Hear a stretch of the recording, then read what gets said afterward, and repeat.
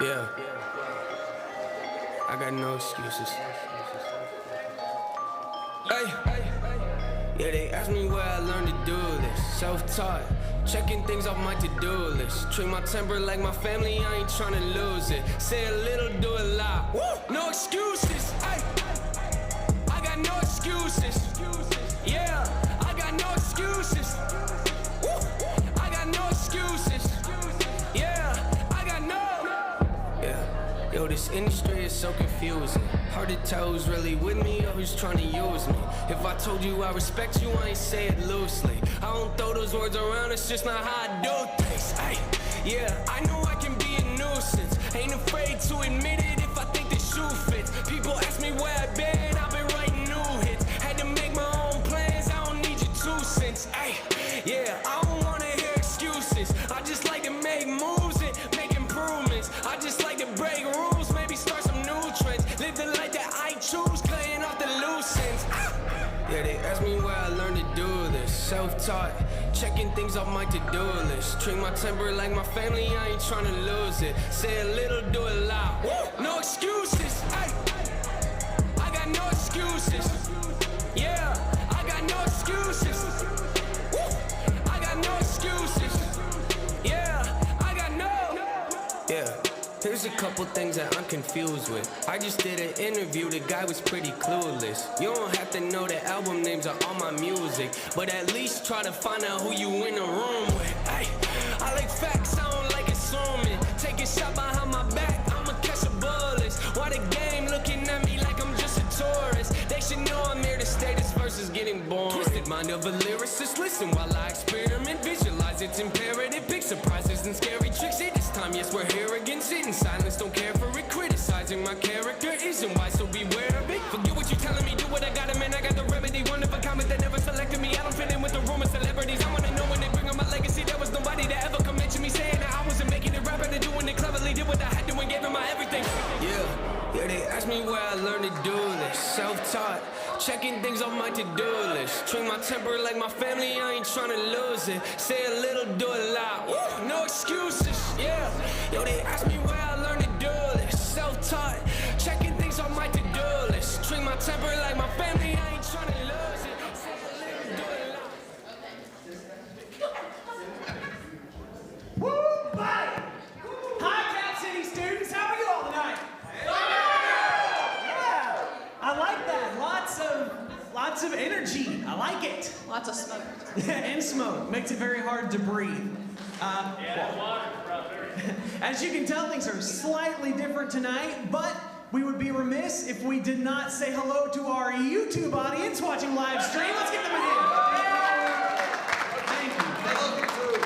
I also think that we'd be remiss to not take a second, since Ben and SK aren't here today, to just take a second and remember who the real power couple of CapCity students is. They may have gotten married, but I mean, I think we're still cooler. And just in case, I don't think that they'll be watching this, but nobody tell them, it'll be just our little secret. Just us and everyone who has access to the internet. Other than that, nobody needs to know. Nobody needs to know. We're good. All right, yeah. I guess we can go to announcements then. All right. Woo! We should be there on the screen. There they are. I know y'all heard it once. You've definitely heard it twice. You've heard it a million times. But hey guys, on Wednesday nights, there's growth group. Why'd you just put it away? I was still We liked seeing that. It looked really good. Put it back. I know I've heard it a million times, but the second you took the slide away, I forgot everything I've It's back. It's back. Okay. Anyways, okay, you got the family meal at 5:30. I've heard it's really good. And then the growth groups at 6:30. And they took it away again. But I'm pretty sure we got stuff like Bible and basketball and some other small groups. So Yeah, I think Ben's running a growth group or something. So good stuff, good times on Wednesday night. Join us then. Also, we have Orange Beach coming up. Who's excited? Yeah. there are still 7 spots left. So if you have friends who you know you might want to go, That was a fresh update. Yes. 7 spots left. Still have 7 spots. So got this. So get yours while there are still some available. All right, so I guess that leads us to tonight's interactive. And it's gonna say on the screen, guys versus girls. But guys, there's like 6 of y'all here tonight, and the girls would absolutely crush you. So in favor, They he would suggested- outnumber us. He suggested it, not me. I think it would have been fine. But we're gonna just instead number you off 1, 2, 1, 2. We are tonight building a tower. Just build, think that. Yes, We're with gonna these talk about that later. blocks that you will see in front of you. Steve's got it. I'm foreshadowing. I know I've got some of my students in here. Y'all should know what that means. Anyways, so we're gonna divide y'all up into 2 teams. You guys got some Jenga blocks on either side of the stage. You're gonna be given a time. Hopefully we're gonna put a timer up there to see who can build the tallest tower. And it needs to stand. It can't just be like, standing for like a second and then fall down. No, it has No, to it's stand gotta on be its own. stable. So, okay. You want to number them? I'll Yeah, let's number go them. number. All right. So ones come over here to this side of the stage where I'm pointing. I don't know. It's my left, your right, I think. And then 2's over here. All right, everybody.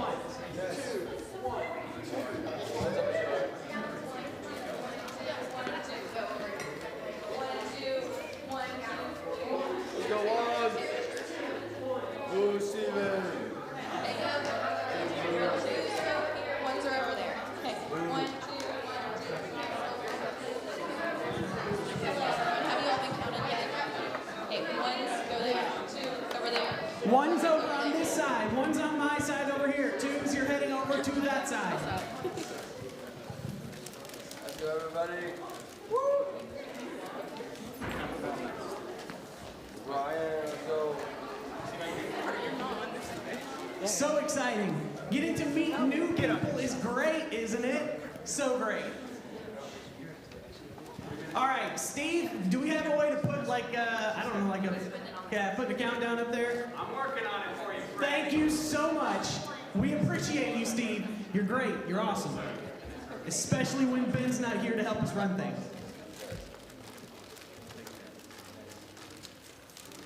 Woo! Yeah.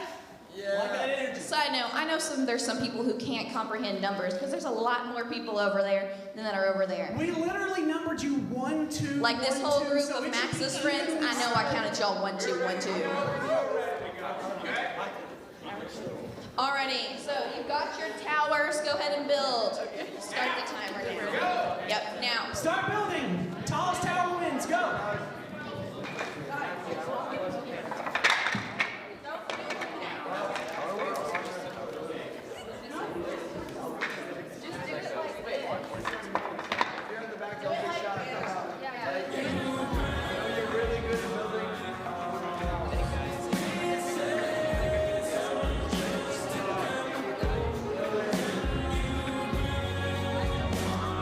See, we gotta go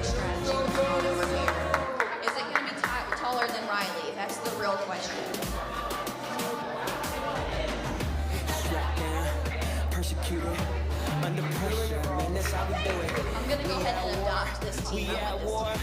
but have you even looked at the scoreboard? Andrew, I have adopted this team. That's your team now. W's all day, what you scared for? Scared for?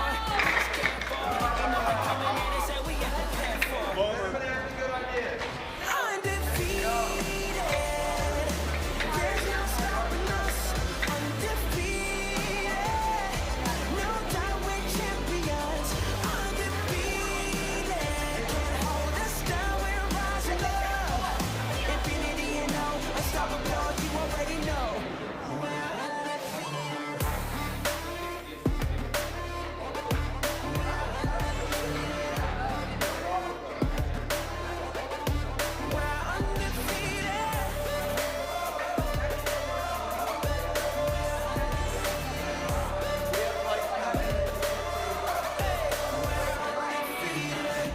Counting my losses up as wins, cause Jesus repeating, beating my sins.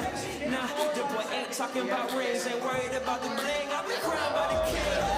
March madness, cutting down the nets while I'm marching past my past with no regrets. And I'm steady looking to the hills like the weekend. In my weakness, grace is sufficient. Steve, can we go ahead and just add like another 2 minutes to that timer? Infinity and infinity and We don't have any Bob the Builders here, unfortunately. and you already know. Undefeated, there's no stopping us. Undefeated, no doubt we're champions.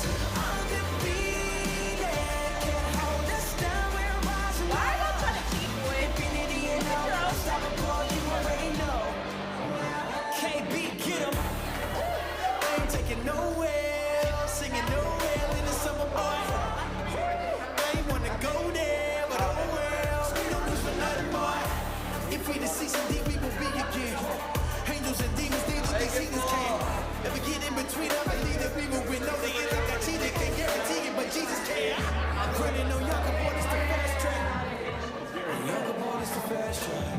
Even when they hating on me, only I'll get mad. I just keep speaking these glam raps.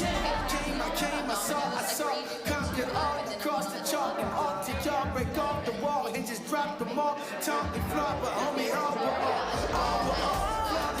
Flawless, God, the ball is a ball with y'all. The storm is a heart, this arms, they fall apart with God is flawless. Right back away. There's no stopping us. Undefeated, no doubt we're champions. Hey, y'all got a minute and 30. You better. Can't hold us down, we're rising up. Infinity and no unstoppable, you already know. We got 1 minute. Come on, guys. If you're doing something, it's gotta be now. Yeah.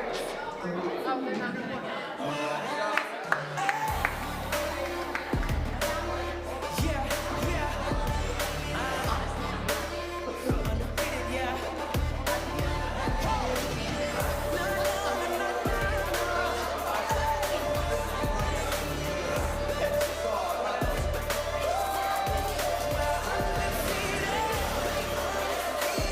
They're doing the same thing.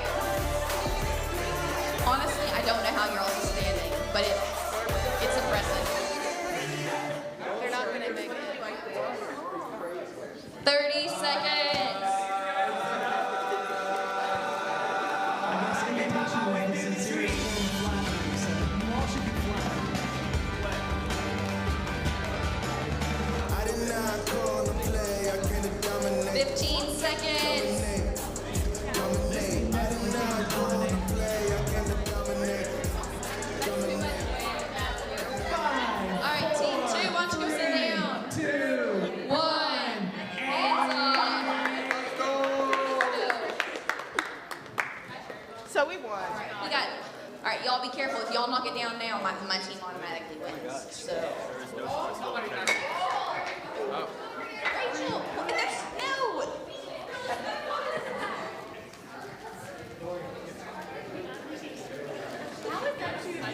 That tower is almost as tall as I am. I'm impressed.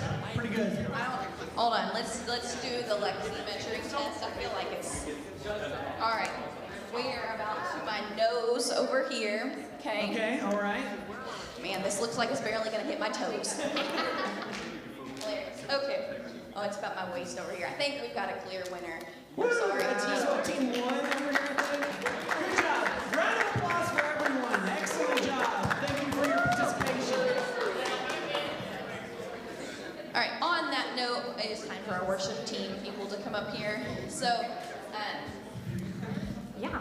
So, as we are entering in this time of worship, just to remember, we are here to focus on Him, and I hope that you guys take all the other thoughts that are in your head, because I know the world is totally crazy right now with so many things, but just take a second to clear it all and know that you are here to worship Him, because He's the only one really worthy of taking up all the space in our mind.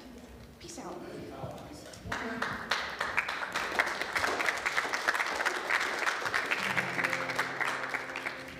thought you had to wait till I was ready, Lexi.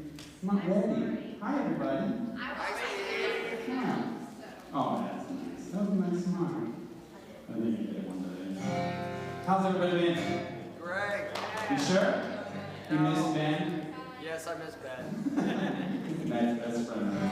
All right, I'm glad you're here. If you would, I want you to stand on up.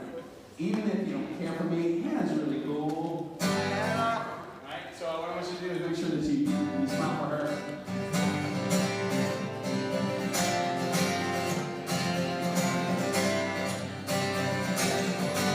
When night is fall, when fear is coming, still don't run away. When faith is lost and my hope is lost, you'll be my strength. My mind says I'm not good enough. God, you're enough.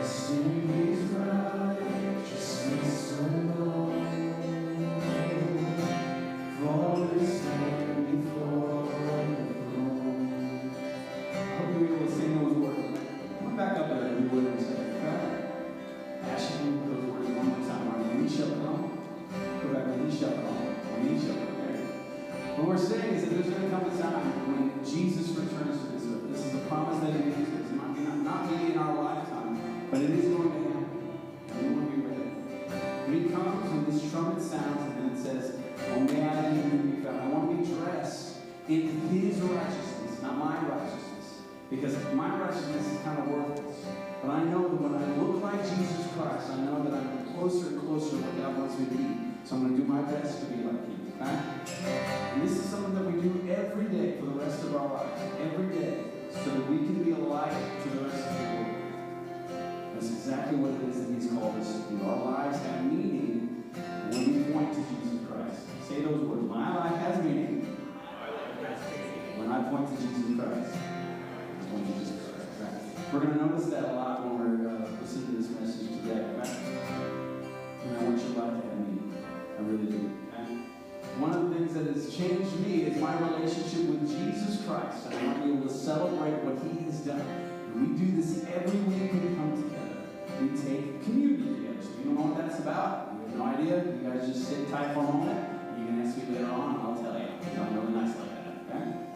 There are a lot of mean folks in there, and I won't tell you. But what we're going to do is we're going to have this time where we just focus in on what Jesus Christ has done, a sacrifice that He has made. We're going to take the bread and the juice together to be reminded of that sacrifice. So, guys, I'm going to pray, and then I'm going to send you to those tables in the back. You can spend these next few moments with Jesus. God, thank you so much for the example of Jesus Christ, the one that has given us hope. It is on this foundation that we have built our life. It is on this foundation that we finally have a purpose in life that goes outside of wanting things and going after stuff that we want. It's not about money anymore. It's not about work. It's not about anything else except we can give you glory and honor. Because of what Jesus Christ has done, we give you glory. In Jesus' name we pray. Amen. I want you guys to go ahead and take it.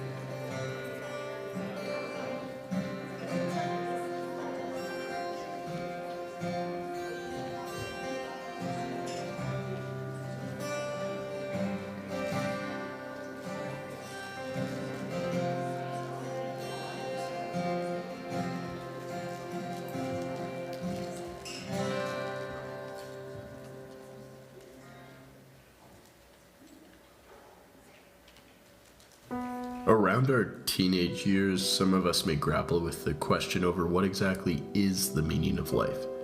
Such questioning may lead to very depressing results, namely that life appears devoid of meaning. Others may find the answer in a loved one, a vision, or simply may abandon the question altogether, leaving it up to bigwig philosophers to rip their hair out in search of any meaning whatsoever. In the 1930s, Viktor Frankl, a young psychiatrist preoccupied with the issue, founded a youth counseling program in Vienna.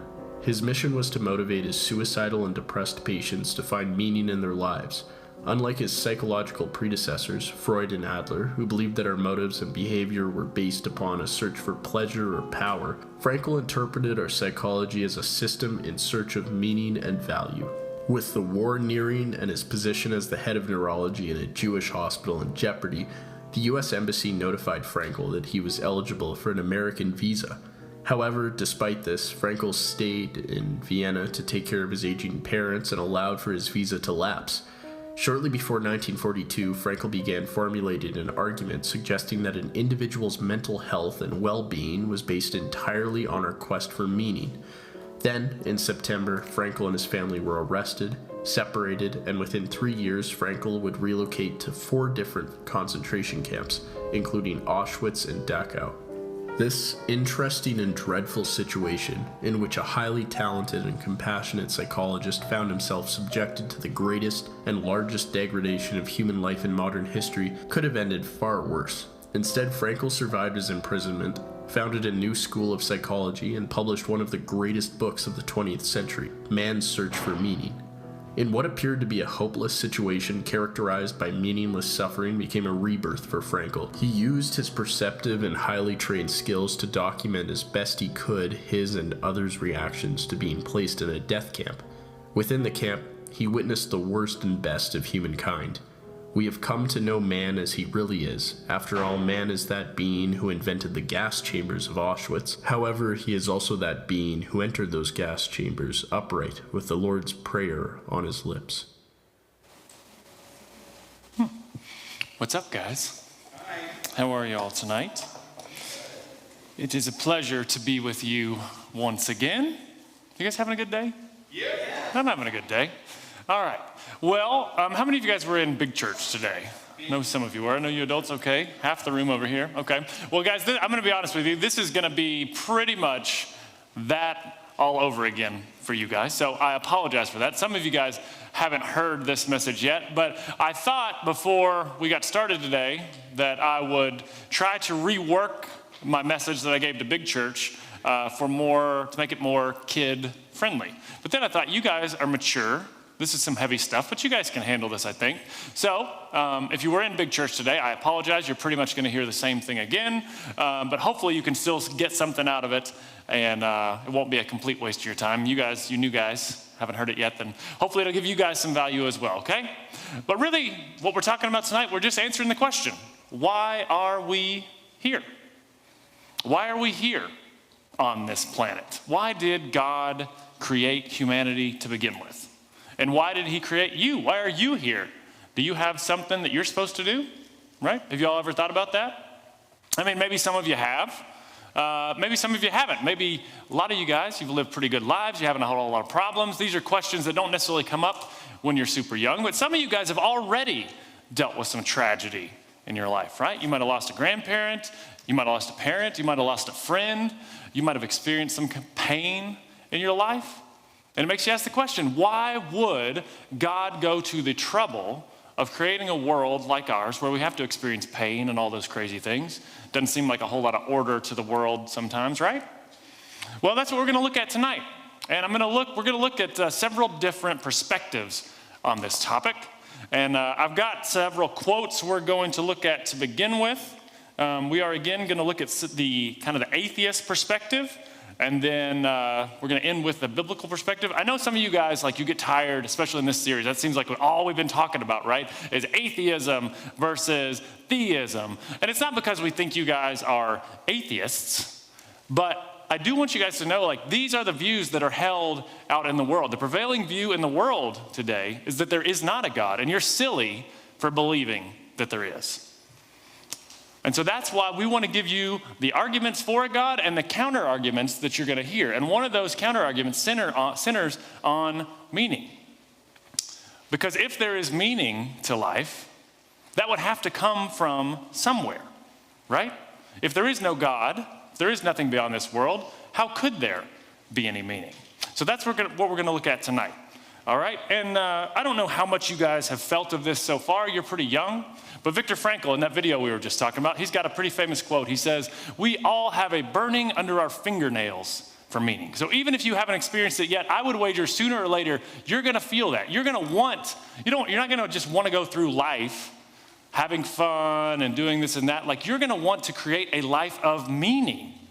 And that tells us there's something inside of you that is pushing you for that. So that's what we're going to look at right now, okay, to see what is it inside of us that makes us want to have a life of meaning. All right, so I told you we're going to start with the other perspective, look at what some people have thought throughout history. You guys familiar with Shakespeare? Anybody ever heard of Shakespeare? Yes. Steve has, okay, all right. All right, Shakespeare was a poet and a writer back in Old England, right? But he said this in one of his plays. He said, "Life is a tale told by an idiot, full of sound and fury, signifying nothing." And that's really just kind of a cynical view on life, right? Life's just so disorganized and crazy. How could there be any real meaning to life? Well, one of the more modern philosophers, who was very famous about 50 years ago, right before he died, he said this. This guy was an atheist. He said, "There is darkness without," Bertrand Russell, "there is darkness without, and when I die, there will be darkness within." There is no splendor or vastness anywhere, only triviality for a moment and then nothing. Is that what our lives are? Right? We get to live for a little while and then we die and it's completely inconsequential? That's pretty bleak, isn't it? Okay, I got one more quote for you from this standpoint. This is from a guy who was an anthropologist, a paleontologist, at Harvard and some other big-time institutions. His name is Stephen Jay Gould. And this is a long quote, but stick with me because this really summarizes kind of the atheist view on the meaning of life. This guy theorized, he said, "We are here because one odd group of fishes had a peculiar fin anatomy that could transform into legs for terrestrial creatures. Because comets struck the earth and wiped out dinosaurs, thereby giving mammals a chance that we otherwise wouldn't have had. So thank your lucky stars in a literal sense, because the earth never literally froze during an ice age, because a small and tenuous species, that's humans, arising in Africa a quarter of a million years ago, has managed so far to survive by hook and by crook." In other words, what is he saying there? I don't want to get into the debate about the science of that, but he's basically saying we are here by random chance. It's just an accident that we're here. And it's important to note that because if that's what you believe, if that's your presupposition, if that's your starting point, then it leads to a lot of other views. And that's what he's gonna state his view in the rest of this quote. He says, "We may yearn for a higher answer for that meaning, but none exists. This answer," he says, "though superficially troubling, if not terrifying, is ultimately liberating and exhilarating. We cannot read the meaning of life passively in the facts of nature, but we must construct those answers for ourselves from our own wisdom and ethical sense. There is no other way." So I told you guys this was kind of heavy and kind of long, and so stick with me, okay? But what this guy is saying is that life is an accident. And if you buy into that, if you believe into that, then there is nothing beyond our natural world. There is no spiritual world. There is no God. And so life can't have any meaning. Why would we think that there's some meaning to life if there was nothing beyond this? Okay? So, but at the same time, you can't deny that we all seem to feel that need for meaning, that burning under our fingernails that we talked about a little while ago. So if life doesn't have meaning on the one hand, but we need meaning, we seem to want it on the other hand, then our only option is to create meaning for ourselves. But see, that's just a really hard thing to do. Really difficult to manufacture any lasting meaning for ourselves. On our culture, we have tried this. In the last 50 years, we have bought into the idea that if we want to understand the world, if we want to understand meaning, all we got to do is look inside ourselves. But at the same time, and you guys have seen this already, you guys are seeing this at your age, the rates of anxiety and depression and suicide in our culture are skyrocketing. So what could possibly explain this? Well, these guys were not the first people to wonder about the meaning of life. A long time ago, a guy that you've probably heard of before, King Solomon, he wondered about these exact same things.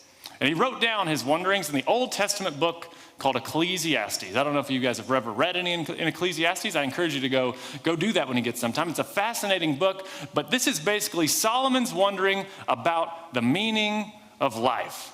And this is very interesting because remember who Solomon was. He was the king of Israel. He was the son of David. But we are told in the Bible that he was the richest man and also the wisest. And he had all kinds of money and power and access to pleasure, all sorts of things. He had everything that one would think would make life worth living. And yet, listen to how he opens this book of the Bible. He says, "Meaningless, meaningless, says the teacher." That's Solomon. "Utterly meaningless, everything is meaningless." So the guy who has it all, he's rich, he's smart, he's got access to pleasure, he's powerful, he's got all that, and yet he concludes that life is meaningless. How can that be? Well, I think it's because he is a guy who has it all, and yet he's looking to all those things, and none of those things are doing it for him. So he engages in this big experiment. That's what the book of Ecclesiastes is. He's going through and looking at all the different options that we have to find meaning in our life. We talked about he's got wisdom, he's got access to pleasure, he's got power, and he's got money. So he's going to go look at those four things, all right? And he starts with wisdom. He's the wisest man in the world, so this should be a piece of cake. If we can understand the meaning of life simply by looking at our own wisdom, then for Solomon, this should be really simple. And yet, he very quickly concludes that wisdom by itself provides no meaning at all. And sometimes with more knowledge you get, the more pain comes more than anything else. And he concludes ultimately that for much wisdom comes much sorrow, with the more knowledge, more grief. And try as he might, the more he studies, the more he thinks, he just cannot come up with an answer that's satisfying to the meaning of life if he's just looking at wisdom. So next, he moves on to pleasure as a meaning of life. Now this one really appeals to us, right? Because if there is no God, if there is no afterlife, if there is nothing beyond this world, why would we not seek to maximize pleasure as much as we can? Have as much fun as we can now while we can, because when we're dead, it's all over, right? Eat, drink, and be merry, people used to say. For tomorrow we die. And yet, that one doesn't seem to work out for him either. I mean, he's got, as we said, listen to all the things that he had to bring him pleasure. He says he built great houses for himself. He tried cheering himself with much wine. He had, get this, 700 wives and 300 concubines. You guys know what a concubine is? Okay, well, don't Google that right now. But he's got women galore, he's got money, he's got power, and yet all of that stuff, none of that stuff is bringing him, none of that pleasure is bringing him the ultimate fulfillment that he seeks. Now, I do think it's important to note here that God, nowhere does it say that God is okay with Solomon and this experiment. In fact, way back in 1 Kings, we're told that God was not pleased with Solomon at all, that he had taken on all these wives and concubines. But for purposes of this experiment, Solomon was given the ability to test pleasure and still be able to acknowledge his foolishness. And that's, in the end, what he concludes that pursuing a life of pleasure was pure foolishness. He said he denied himself nothing in the pursuit of pleasure, but at the end of the day, that's all he got was nothing. It was ultimately unsatisfying. So I think you guys know this. I know this for sure. I had a similar experience to Solomon a long time ago. One day, I got consumed with the idea of honeycomb. You guys know about honeycomb? Not the cereal, but real honeycomb. Have you ever seen honeycomb when they pull it out of the hive and it's like dripping with honey and all that? Doesn't that look awesome? Well, I just had to have some honeycomb. And so I searched for this stuff everywhere. And then finally one day, I'm standing there in a store and I look up and they are selling these big squares of honeycomb. So I say, it's my lucky day. I'm going to buy some. I'm going to take it home. I'm going to have it for dinner that night. This is awesome. But as luck would have it, and you guys heard this earlier, when I got home a little bit early that day. My wife calls me and she says she's going to be a little bit late. So I'm on my own for dinner. So I'm wandering around the house, trying to think of what I'm going to have, what I'm going to make. And I'm really lazy that day. I just really do not feel like fixing dinner. And as I'm walking around, I keep seeing that honeycomb, and I think, man, I'm starting to get tempted. Like, I know I shouldn't eat honeycomb for dinner, but holy cow, it looks awfully good. So finally, I just couldn't take it any longer, and I caved. And I said, you know what? I'm going to eat the honeycomb for dinner. I know this isn't a good idea, but I'm going to do it. So I sat down on my kitchen table. I plunged that spoon into the honeycomb, picked it up, put it in my mouth, and I got to be honest with you guys. Anybody ever tasted honeycomb before? Yeah. It was awesome for a minute. And then things began to change very quickly. As I swallowed that first bite, it started to go down my throat and coat the inside of my throat, and then my stomach, and then seemingly the inside of every blood vessel in my body. And I entered what I can only describe as some version of diabetic shock. I mean, one by one, every muscle in my body started shutting down, except for my brain and my stomach, which continued swirling and churning for the next several hours, and I was sick as a dog. When my wife finally came in, she found me in a stupor on the couch. She said, "What happened to you?" And I said, "I ate honeycomb for dinner." Really poor decision, right? And that's exactly what happened to Solomon with pleasure, right? There's nothing wrong with pleasure. I mean, some pleasure is good from time to time, but when we make pleasure the ultimate goal of life, when we make it the main dish, it ultimately ends up unsatisfying and makes us sick. And that's what Solomon figured out. So he's tried wisdom. He's got all the wisdom in the world. That didn't work. He's tried pleasure. He's got all the pleasure in the world. Next, he tries what he calls toil, or what we might call work and accomplishments. He says he built big cities for himself, and he conquered lands, and he did all this stuff to make his name great. But when he stood back at what his hands had done and he looked at it, he said, it's ultimately meaningless as well, because he recognized that no matter what he built, no matter what he accomplished, ultimately he was going to have to leave it to somebody else someday when he died, and who knew whether they would even appreciate what he'd done. They might just squander what he'd done. So he concludes, I hated all the things I'd done and toiled for under the sun, because I must leave them to someone who comes after me, and who knows whether he will be wise or a fool. So he's tried wisdom, and he's tried pleasure, and he's tried work. He's got one more avenue he wants to pursue, and that is money. Money, money, money, money. You guys like money? It's okay. It's okay if you do. I like money. Money does some good things. It's awesome. It's good to get some money. You should work hard. You should get some money. But Solomon, he got more money than anybody. And he figured out, as all that money was coming into him, he started relying on that money for his self-worth and for his satisfaction and his meaning, kind of like some people we've seen today, right? And ultimately he concludes, you know what? If you're really dependent on all that money, there's not enough in the world to make you satisfied. And he says, whoever loves money never has enough. Nobody had as much as Solomon, so he'd know. Whoever loves wealth is never satisfied with his income. This too is meaningless. So he tried money, he tried pleasure, he tried power, and he tried wisdom, and all of it's fallen short. So what else can we try? What else can we do? If the scientists of our day, the philosophers, they can't give us a good reason, a good meaning for life, and even Solomon with all his wisdom and all his access to everything can't answer the question of the meaning of life, where else can we look? Well, I do want to go one more place with you. We're going to talk about the gentleman who was referenced in that video, Dr. Viktor Frankl. We're going to go back to the Nazi concentration camps of World War II. Dr. Frankl was a Jewish psychiatrist living in Vienna, Austria before the start of World War II. And a couple years into the war, he and his family were captured by the Nazis as Jews, and they were taken prisoner. And they spent time over the next 3 years in 4 different concentration camps, including Auschwitz and Dachau. You guys heard of Auschwitz, the terrible concentration camp? Not many people made it out of that alive. Unfortunately, that was the case for Viktor Frankl's mom, dad, brother, and wife. They all died at the hands of the Nazis.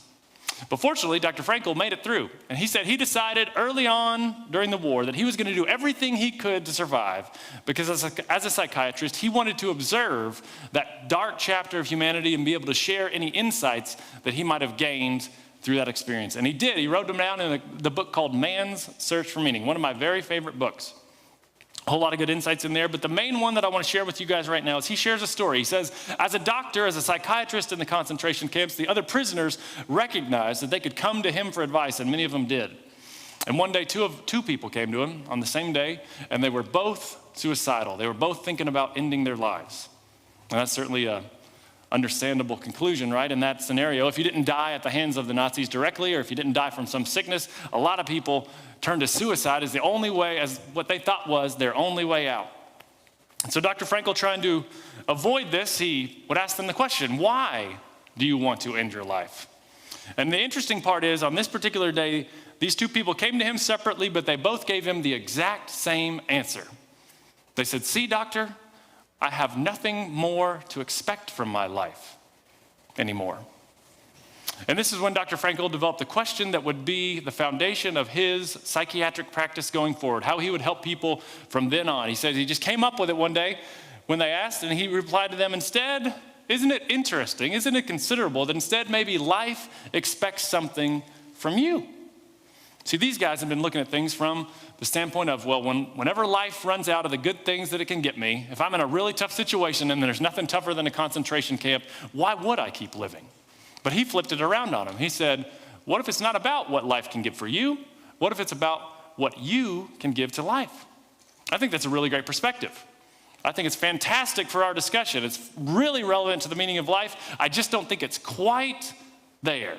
Almost, so close, but so far. I would just change one word in Dr. Frankl's question. What if instead of life expecting something from us, what if God expects something from us? What if we don't create our own meaning? What if life's not about how much power and pleasure and money we can experience? What instead God might have a mission for us? Then what if he's the one who puts the meaning into our lives? That would change everything, right?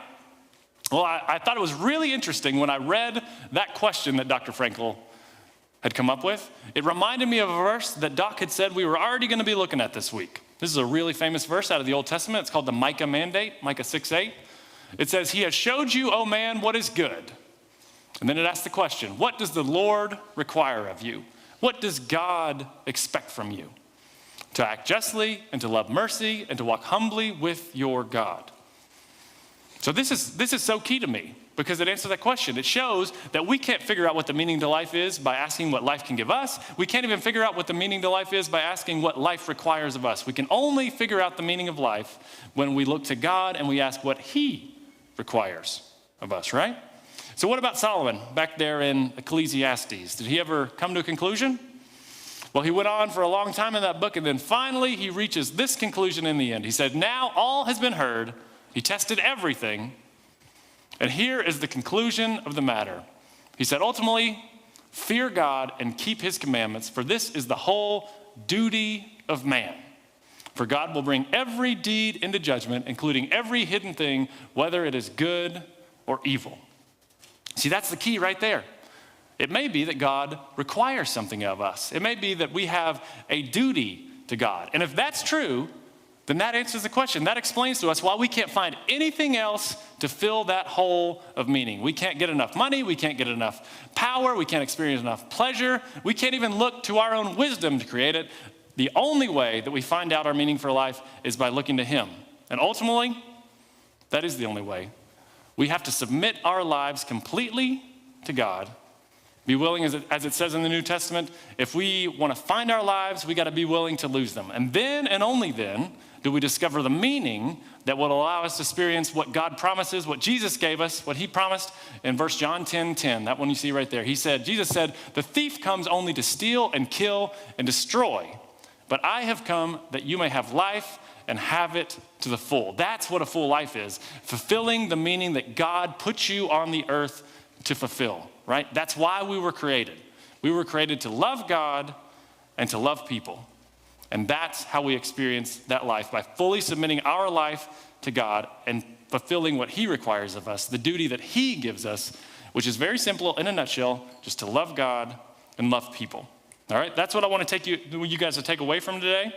I'm sorry that I am pretty low energy at the moment. I'm not going to lie to you guys. I'm completely worn out. But there is one more thing that I want to share with you guys. If you were in big church, you got this too. But this is something that I have used in my life to kind of filter and make sure that I am living out God's meaning for my life. It's called the Westminster Catechism. It's just a really short statement of what we believe about the meaning of life. Okay, so we did this in big church, but I'm going to do it now. I'm going to read that top question, what is the chief end of man? And then I'm going to have you guys reply with that bottom answer, to glorify God and enjoy him forever, okay? So we're going to do one practice and we're going to do one real one, okay? I'm going to read the top and you're going to answer with the bottom. So here we go. Here's the practice. What is the chief end of man? To glorify God and enjoy him forever. That's right. All right, that was very good. Let's do it one more time. What is the chief end of man? To glorify God and enjoy him forever. That's right. That's the whole thing right there. That is why you were created. And if you will follow that, you won't struggle with meaning in your life at all. There'll be other people who are at different times. Not saying you won't have challenges, but that answers the whole thing. You were created. The meaning in your life comes from the fact that you were created to love God and to love people. Okay? To glorify God and enjoy him forever. So I just want you guys to remember that as we go from today. I thank you for letting me talk to you, and I think I'll be talking to you maybe in a month or so, but until then, adios.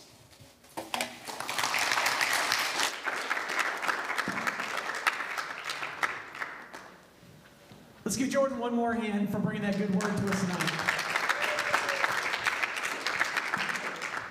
He kind of took my job already. He was saying, what's our takeaway? What does he want us to take away? But I really like what he said, to glorify God and to enjoy him forever. And I think it's hard when we think, well, what does it mean then to glorify God? And he's already said it. It's to love God and love others. I can tell you, the times that I have spent like truly loving on people, if y'all did the Rose Outreach thing or anything like that, just like surprising somebody with something thoughtful that you've done for them, those are the times I feel like the most joy in my life. And I really think that's the meaning of life, is to love God and then love others. That really encapsulated it. Do you have anything to add to that? Yes. Ooh. Still not spiky. If I think they talked about this in adult worship earlier, but they were like, if you look inside of yourself to try and find your meaning of life, then you're going to be disappointed. I know when I thought back to when I was your all's age, what would my life have been based on if I didn't? Sorry. Steve. Steve. Trying to steal our thunder here. Gosh. But I was thinking, what would my life have been based on without God when I was your age? Well, it probably would have been my grades and athletics. I like to play basketball. That's what I did when I was your all's age. Well, at the end of my senior year of high school, I had a pretty major knee injury that took out the athletics. And then I went to college. I had pretty good grades in high school, or middle school and high school. But once I got to college, it was a lot tougher. And if I had based my value on those grades, it wouldn't have been pretty. And so like these towers up here, if I had built my life on those things, then it would have been like kicking out the bottoms of it, and the whole thing would have just come crumbling down. But if you remember what Jordan said there at the end, our lives are not based on what they are for us and the things that we do. It's based on God. It's based on loving Him and enjoying Him forever. And if you remember that, then no matter what circumstances hit you, you'll be okay. You'll be able to come through. So now Steve and Hannah are going to lead us in another worship song. You guys stand up.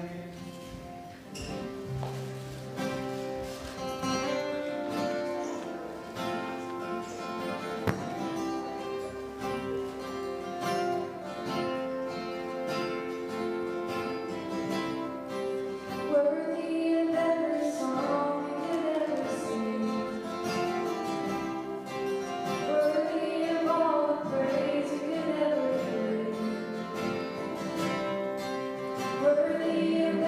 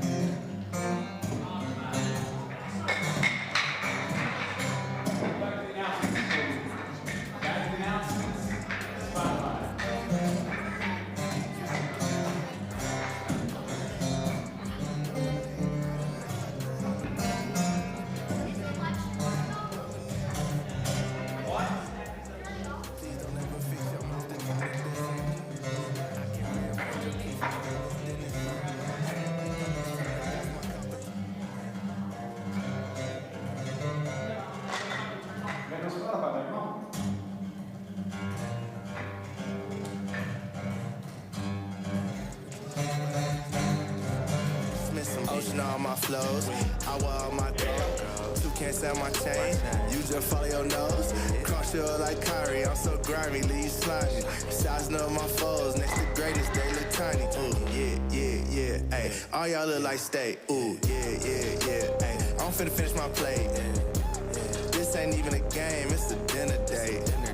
Crush my competition, watch me dominate. I did not come to play, I came to dominate. Dominate. I did not come to play, I came to dominate.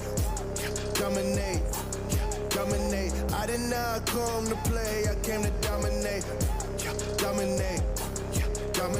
I did not come to play, I came to dominate.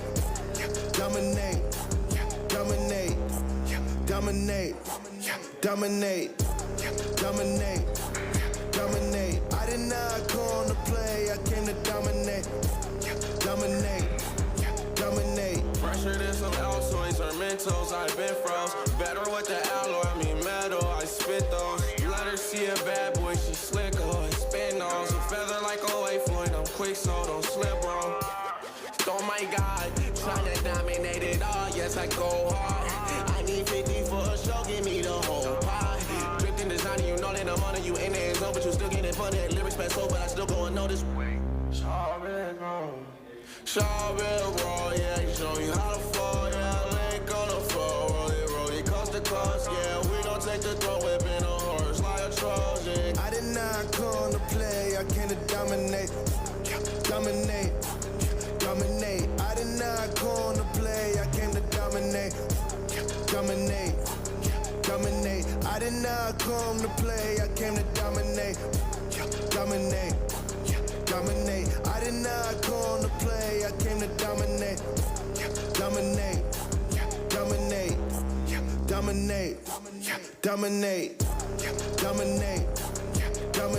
I did not come to play, I came to dominate. Dominate.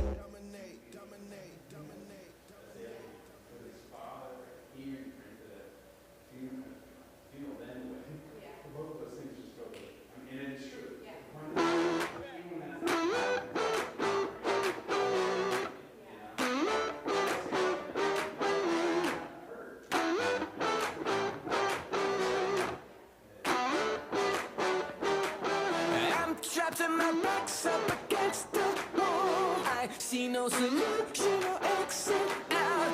I'm